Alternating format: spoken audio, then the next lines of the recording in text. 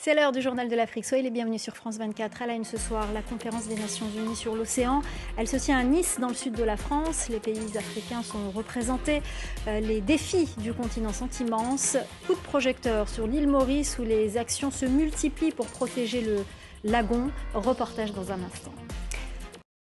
La conférence des Nations Unies sur l'océan, elle se tient à Nice, dans le sud de la France.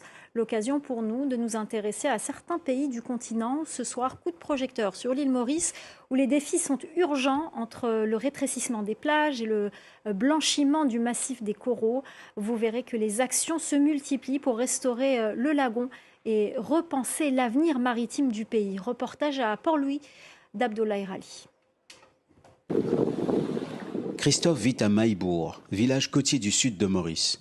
Depuis 3 ans, aux côtés de bénévoles et d'étudiants en biologie marine, il plonge pour une mission peu ordinaire, replanter des coraux. Quand les coraux meurent, c'est tout l'écosystème qui vacille. Il y a beaucoup d'espèces qui ont disparu. Les poissons qu'ils ont trouvés avant, on ne retrouve plus maintenant. On essaye de donner un petit coup de main à la mer pour qu'ils puissent respirer. La restauration de la biodiversité marine a commencé il y a plus de 15 ans. Une centaine de pêcheurs ont été formés avec l'appui des autorités et des ONG. Dans les universités, de nouveaux cursus forment la relève scientifique. Sur ce bateau, tous sont étudiants. Ça peut être comme une goutte d'eau dans l'océan, mais je trouve que c'est important d'aider à notre manière pour que justement on puisse aider les générations futures à voir ce que nous on a vu. C'est très important de préserver notre patrimoine. L'île Maurice dépend beaucoup des coraux pour son économie. À l'autre bout de l'île, l'Institut océanographique surveille la santé des coraux. Le programme de restauration affiche plus de 90% de réussite. Mais au début de cette année, une 3e vague de chaleur marine a provoqué un blanchissement massif des coraux à un niveau jamais observé. On l'a vu, en 1998, c'était à 10%.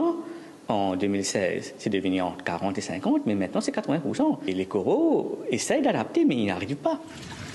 Dans ce contexte, Maurice veut intensifier ses efforts, mieux surveiller, mieux comprendre et surtout mieux faire connaître l'enjeu de son espace marin à sa population. Le cœur y est aujourd'hui. Il y a 15 ans, 20 ans, je dirais qu'à l'île Maurice, on regardait les champs de canne, on regardait des développements fonciers.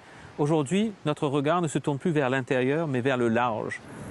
La zone économique exclusive de Maurice s'étend sur 2,3 km², l'une des plus vastes d'Afrique. À Port-Louis, le défi est de transformer cette immensité bleue en moteur de croissance.